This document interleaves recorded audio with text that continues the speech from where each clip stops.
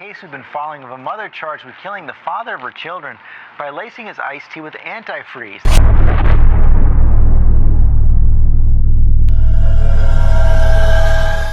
When Matthew Pottoac collapsed in agony, clutching his back and writhing in pain, doctors rushed to save his life, completely unaware that his own fiancée had been slowly poisoning him for weeks.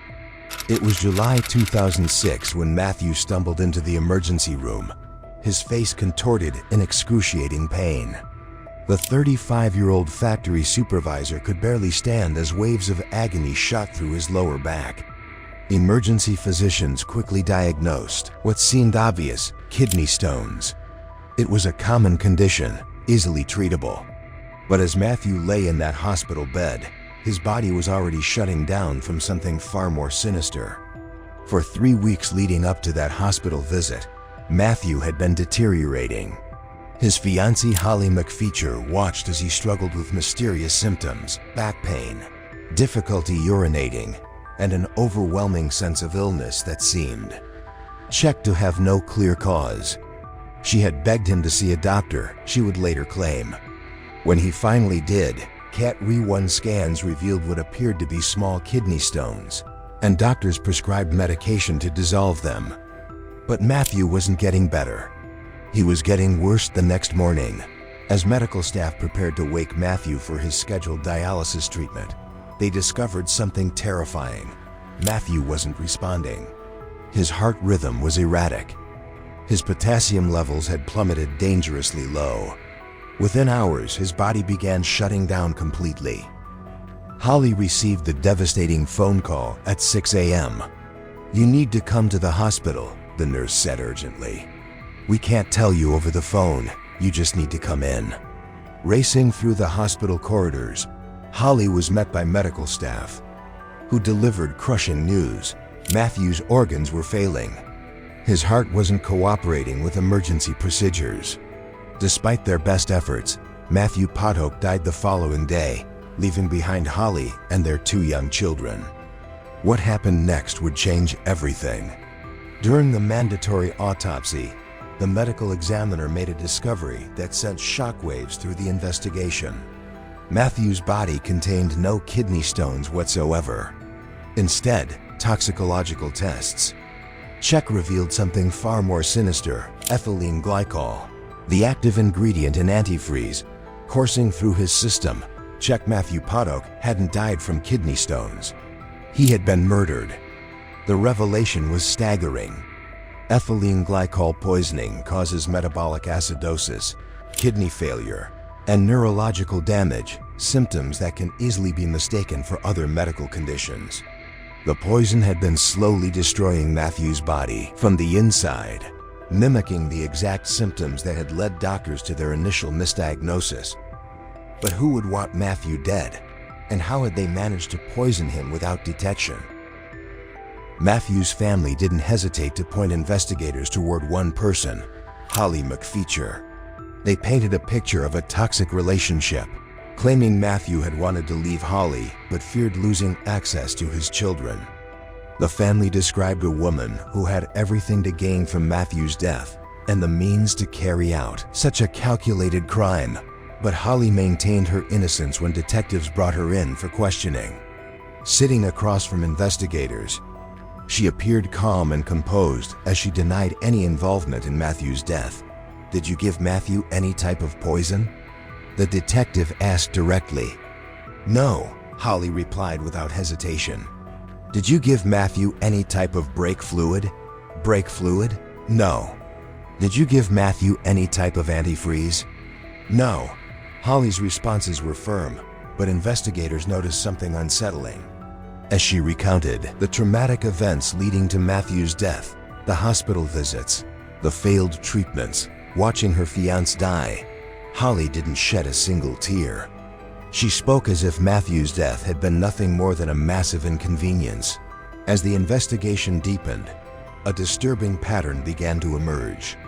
Just one day after Matthew's death, Holly had cleaned out his bank account, withdrawing hundreds of dollars using his debit card. When Matthew's mother, who had been named beneficiary of his estate, discovered the theft, she pressed charges. Holly eventually pleaded guilty to forgery and was placed on probation. Holly's explanation seemed reasonable on the surface. "The only reason I did that was so I could pay the bills," she told investigators. "He was the main supporter of our family. The rent was due. All the bills needed to be paid." But investigators weren't buying it. They had discovered something else, something Holly claimed she knew nothing about.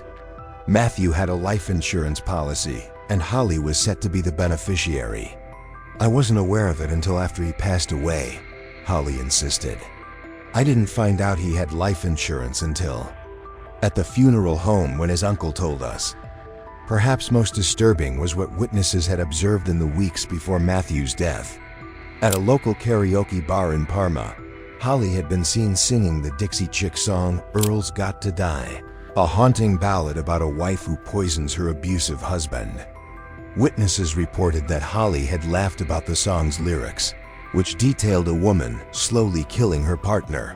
When confronted about this performance, Holly's response was chilling in its casualness. "It's a song," she said with a shrug.